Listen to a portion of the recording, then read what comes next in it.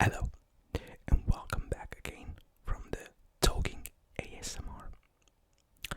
This is the first video of the series DVD collection walkthrough.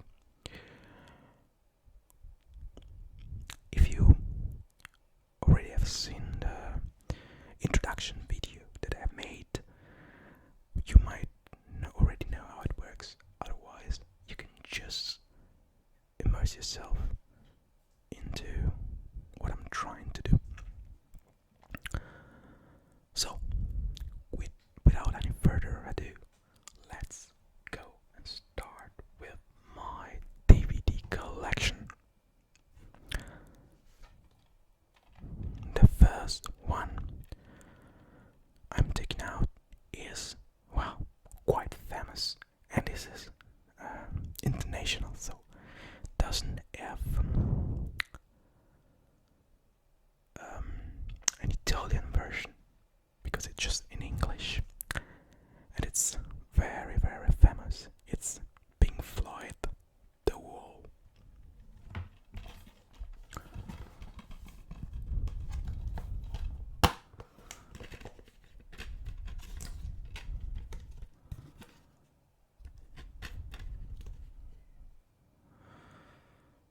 Well, this is a very popular movie that took place from the Pink Floyd album, The Wall, which is, a masterpiece, a very famous album from the very famous band Pink Floyd, an English band.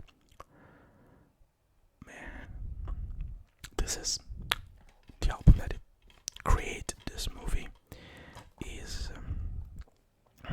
one probably the last album where the band was in harmony, or let's say almost harmony, because the internal fights were already on, in particular between Roger Waters, which is the main author of the album The Wall, and David Gilmour, which was the guitar player, who wanted a different direction for the band. But anyhow, it's a great album, and I have to say I appreciated quite a lot the movie, but more than the movie, and what I remember most from this is that, first of all, some songs were some kind of first ASMR for me, because few songs of this album are relaxing, like Comfortably Numb, which is one of the few, maybe the only one of that album that is written from David Gilmour. But I am in deep relation with this DVD because I bought it after, I don't remember which year it was, probably 2011. So 12 years ago, I had my brother living in London, and I went to London to see, together with him, to go to their to Roger Waters' live show of The Wall at the O2 Arena, and it was, well, a great experience, wonderful, such a moving thing,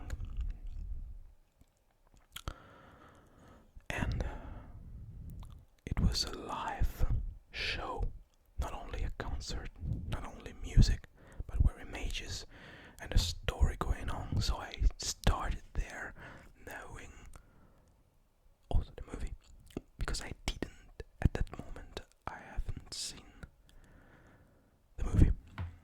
The movie is also famous because the protagonist is a sort of Roger Waters' alter ego. Is played by Bob Geldof. Bob Geldof is a singer, a rock singer, famous for playing in a band. I don't remember the name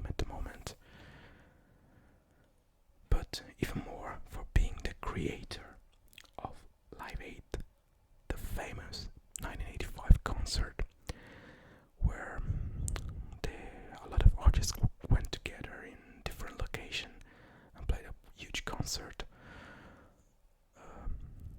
as a charity.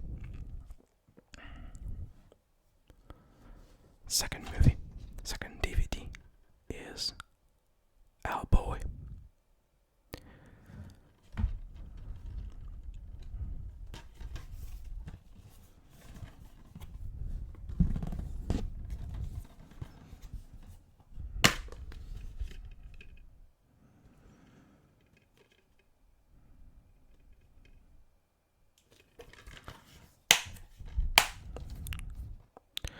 Well, Hellboy is a nice action movie,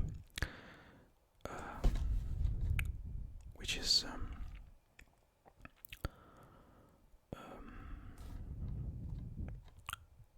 based on a graphic novel, and the movie is quite enjoyable. Not a masterpiece at all, but it's really interesting, and it's from Guillermo del Toro, which is now much more an important director than it was at that time. And there was Ron Perlman. Ron Perlman is a strange face actor, which I liked a lot. Then there's John Hart, which is, well, a big name too, and Selma Blair. But this is interesting because it's a 2-disc version of the DVD. This is interesting because I used to choose between different versions of the DVD quite often. The 2-disc, because there are all these special features, which in the end most of the times are boring shit. Just to fill a DVD, but nothing really interesting. There's the direction commentary, which I don't know if anyone ever really saw and watched the movie with the director commentary, even if it might be interesting.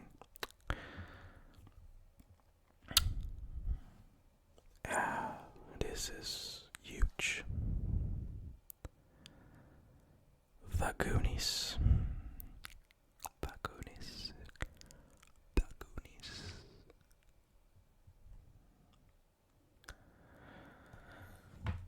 This is something that eats me quite hard.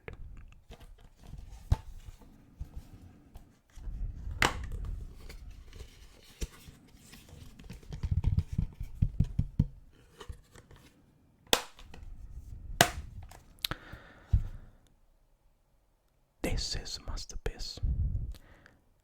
I don't mean it's a masterpiece as a movie, but it's a masterpiece because it's one of those films that becomes a cult movie because it's enjoyable and it's strictly connected to era and usually to the youth of the people. So I watched these movies maybe 100 times, and every time that it passes on the TV nowadays I still watch it all the time because it's something that makes me feel like it's part of me and a part of a lot of people. It's from Richard O'Donnell, and it was presented by Steven Spielberg too. And if you, for example, in the spirit, if you liked Stranger Things, this is one of the movies where it comes from the most. There's also Sean Astin. Let's go. Where it is? Let's see if I find the correct name. Sean Astin. Corey Feldman. There's also, oh god. Okay, I need this time to go through a little bit my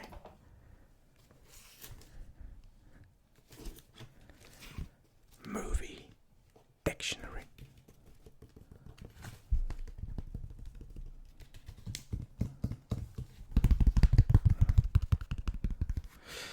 Because I want to say something about it, more something about this movie. So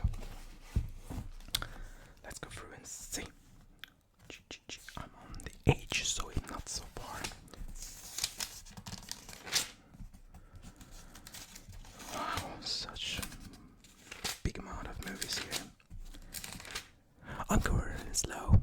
I thought I took some. I have here some like dozen of DVDs, and I thought I don't know if I can go. I want to make a 20 minutes video. I don't know if I can fill 20 minutes. I'm at 11 minutes as I see here, and I'm still in the third movie. so. Oh. Here we are. Here we are, close, but not yet there. We are. Good man. Good morning. Goonies. Here we are. It's from '85. Sean Astin is Frodo Baggins. If I'm not wrong, it's Frodo Baggins. If I'm not wrong. No, sorry. No. It's a character also from the Lord of the Rings, and then there's in the Goonies. There's also Josh Brolin, which is a famous actor. He was a young guy there. Was like I think 18, 19, 20 years old. And there's Corey Feldman. And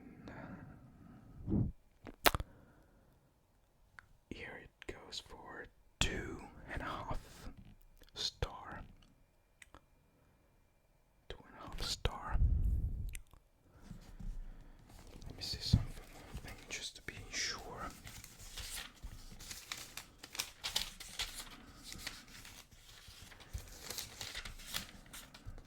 Okay, now we go. Do I agree with the 2.5 star? Yes and no. I mean, as I said, it's not a masterpiece itself as a movie, but it's a masterpiece for what it represents, because it's a movie that became a symbol and became a cult, and this is something that you can't forget about when you are scoring that movie. So for me, it's an 8 to 10. Okay guys, let's go further to see if in 20 minutes I can make at least 5 or 6 movies. I think yes, because the next movies maybe I don't have so much to no. That's not completely true. Fratello dove sei? The original title is Oh Brother, Where Art Thou? From the Coen brothers. This is a quite famous one, but I have to say that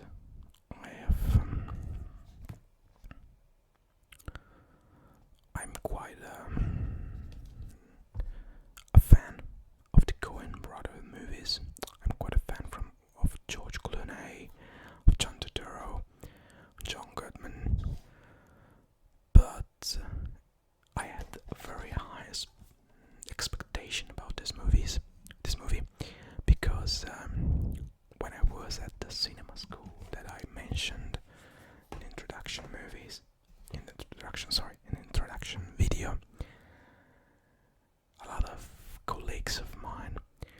they're saying something like, "Oh yeah, well, Brother, Where Art Thou is one of the best movies from the Goonies, probably the first best movie or the second after The Big Lebowski."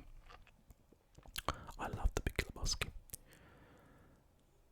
but I didn't like that much "Oh Brother, Where Art Thou" because too much songs.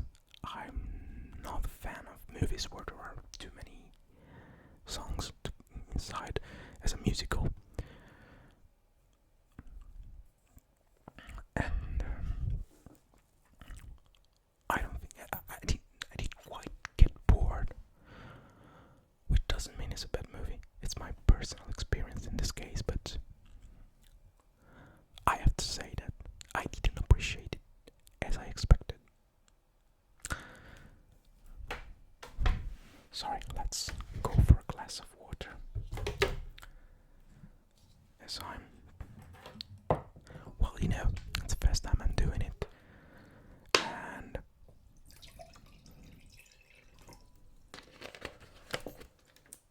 whispering is tiring.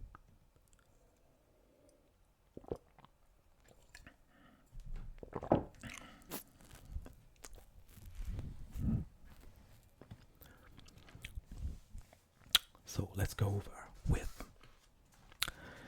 this as a particular envelope packaging.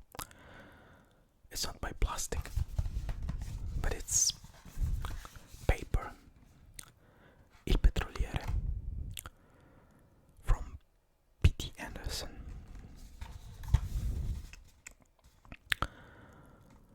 I don't remember the original title from this movie, which is very famous actually.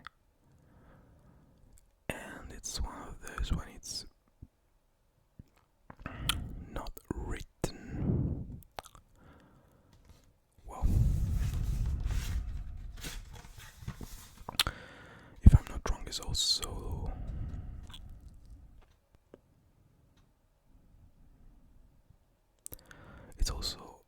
it came later than 2007. So it's not in my Bible here. So I have to make a quick search because I want to tell the original title, which is There Will Be Blood. Wow. It's one of those cases where I have to say, as it often happens, the original title is way much better than the Italian one. It's a nice one, this. I know how it comes out. It's broken probably. Or not. Okay. It's like this. Oh, sorry. It's like this. And the DVD is here. Oh, it's quite nice. I love this envelope. I like this movie, first of all, because I love Daniel Day-Lewis. I think it's huge. It's like one of those few actors which is out of the competition completely. And I used to like also P.T. Anderson. I have to admit I watched it just one time, which is quite strange for me, as I watch a lot of movies. I watched a lot of movies at least 2, 3, 4 times, like nothing. And while I watched, there are a few movies, and I will talk about them when I'm going through all the DVDs that I watched probably 50 times.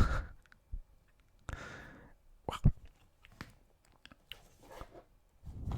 Oh,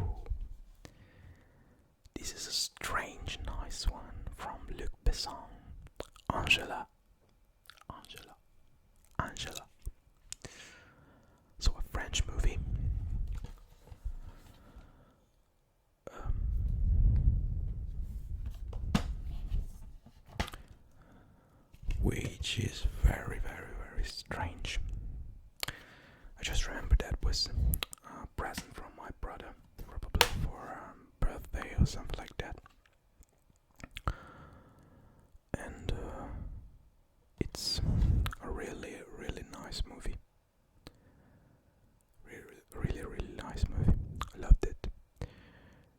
It's in black and white movie. I love black and white movies. Both old movies. And then I will go in through the collection. I will tell you a lot about this. And also newer movies that are in black and white as a choice.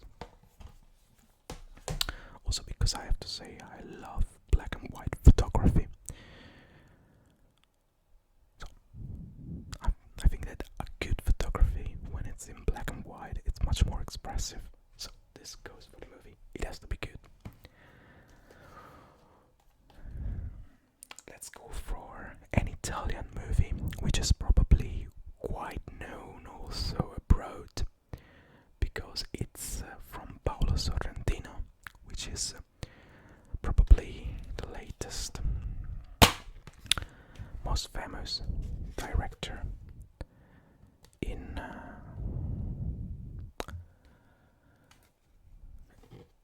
Italy, Italian, that made also American movies, with his favorite actor that is almost in every movie he made, which is Tony Servillo.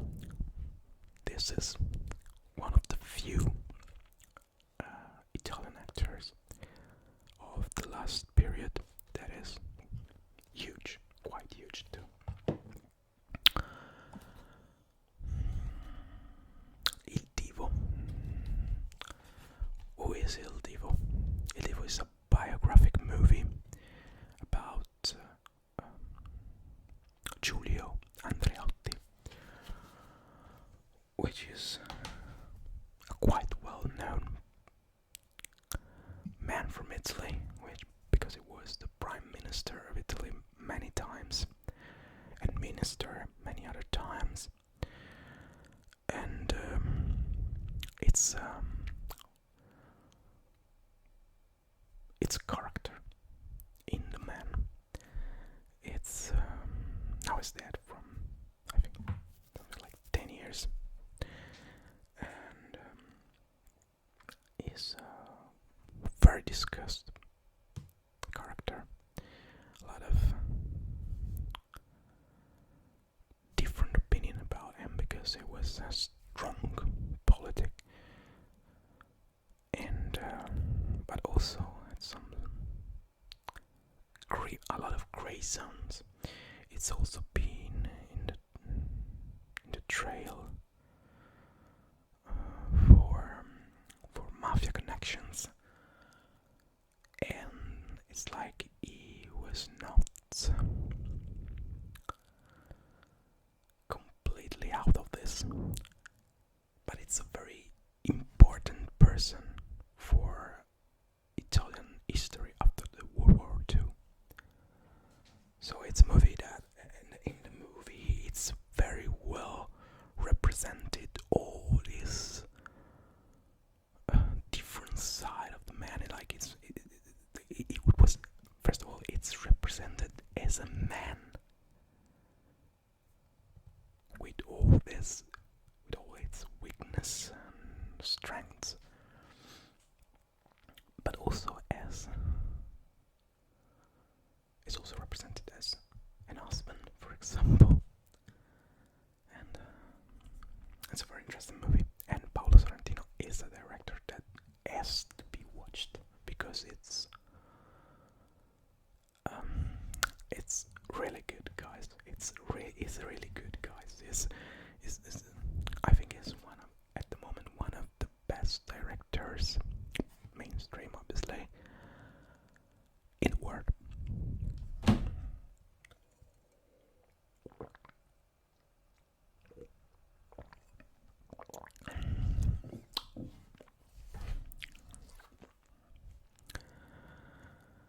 Another English movie, Il Maledetto United, with Michael Sheen.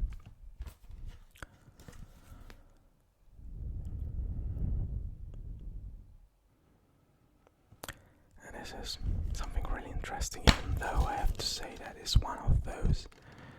I don't have prejudice usually about movies based on books, watching a movie first and then reading books. I love doing this.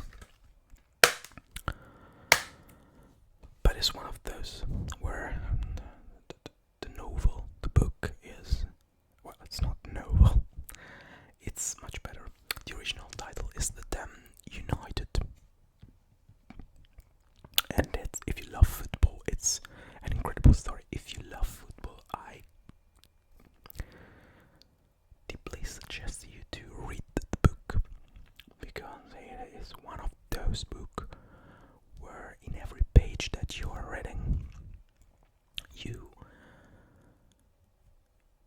can imagine, you can hear, you can smell.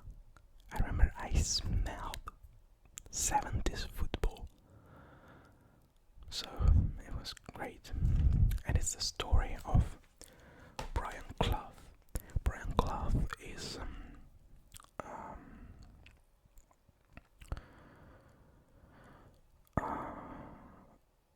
I don't remember if he was from Scotland or from UK.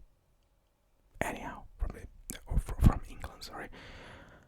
Anyhow, it's from the UK. It was from the UK, and it's probably one of the best coaches and managers that the English football, and not only, have ever had.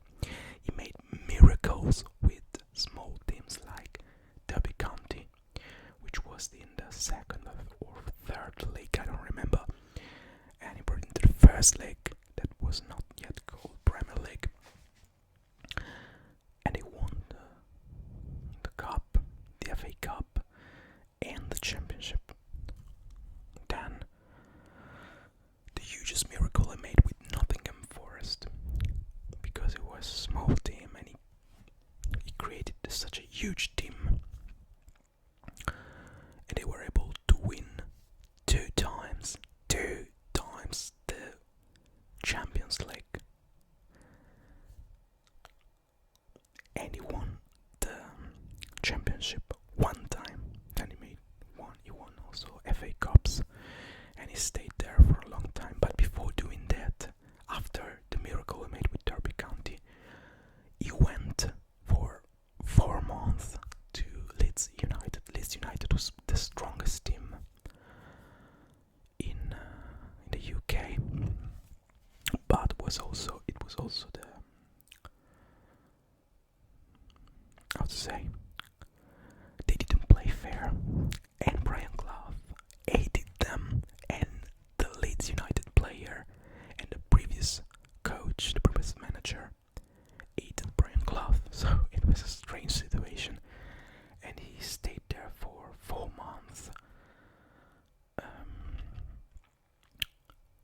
just with the players that made everything that was possible to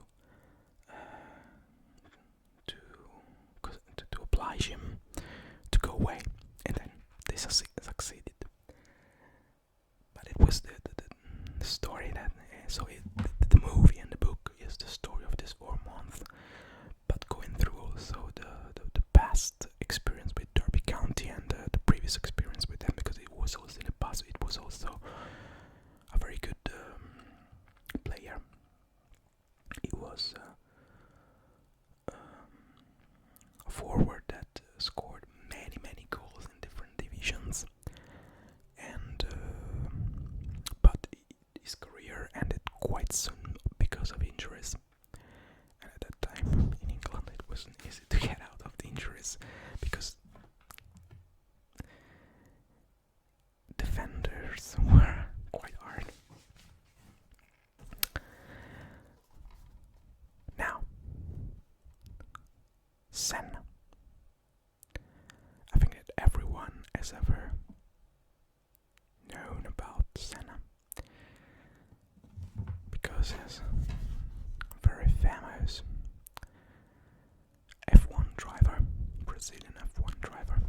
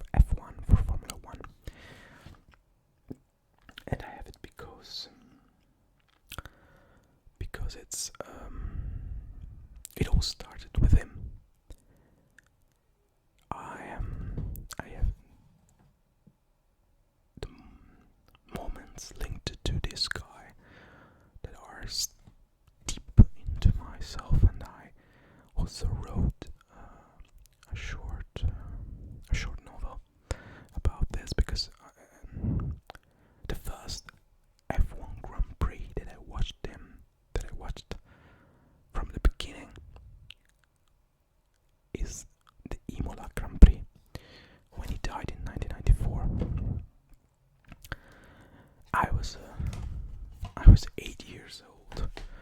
So I got very impressed by this situation. Also, it was a strange weekend because the day before was another driver has died. So it was a really dense weekend for F1. And I watched these images that stick inside me. And well, it was one of those very important topics for my youth and my the growing of myself. So it's something that I'm very connected to. Okay, I'm gonna go through last movies because otherwise the video is gonna become a little bit too long. And I don't want to. I mean, as I said at the beginning, I thought it was art to fill 20 minutes. Now it's 33 minutes that it's going on, so I might be ending quite soon. This one, the Green Hornet.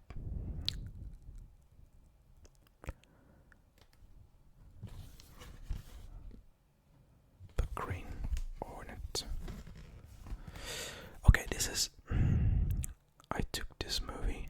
I bought this movie because I did like Seth Rogen and Christopher Waltz. But I have to say that it's one of those situations where you get confused, let's say, by the reviews when the movie is out, because sometimes it happens that when a movie is coming out, you see very high rating, and if you go to see the reviews after 1 year and a half, 2 years, I don't know, the rating got much lower. When I bought this movie, the reviews were not that high, but it was like a 7 on 10. But I have to say that it's a really shitty movie. It's really bad. It's really bad, and in the end, I still have it to remember this, maybe. And then this I am gonna take 3 DVDs all together, because this is the first trilogy of Pirates of the Caribbean. The main, so I have the. Let's see if I find the original titles. The first one is The Curse of the Black Pearl. The second one is Dead Man's Chest. And the third one is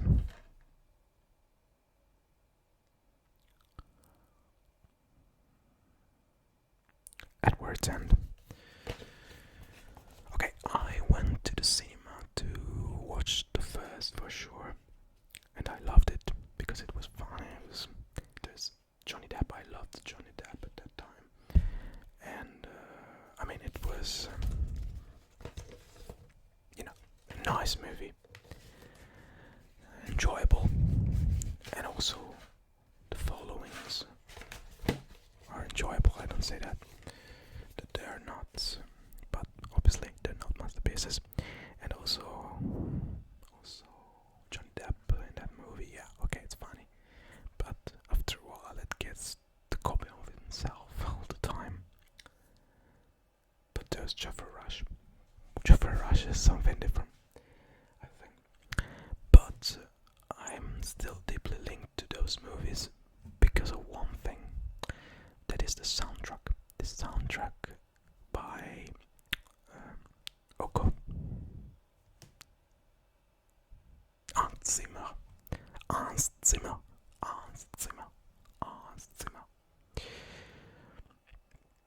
Which is probably my favorite music producer, composer composer for movies of the last 20 years, probably. He makes a lot of soundtracks, but this movie is not these movies are not masterpiece, but the soundtrack is really, really good. I really do love it, and I have to say that I loved it from the beginning, but I loved it even more when here I live close to Milan. I went to the Mediolanum Forum, which is an arena in Milan. Well, actually, close to Milan. I went there for a live show of Hans Zimmer, and it was one of the best live show I've seen. Because it was, movies, music, but made rock, let's say, and Hans Zimmer was very, good on the stage. It was like, he knew how to do it, and it was 2 hours of wonderful music. Finding out also that he was the author of other music and soundtracks I didn't know about. So it was, I feel quite linked to the Pirates of the Caribbean, mainly for the music. Also because I am a father of a young daughter, very young. She's at the moment 10 months old, and when she was really like 2 or 3 months, 1 month old, to make her sleep, when it was hard to make her sleep, I used to play with my mouth the main theme of Pirates of the Caribbean to make her sleep, and it was working. It was working. So thanks to Hans Zimmer also for this. Okay, I think I am giving it up now because I don't want to go too much long.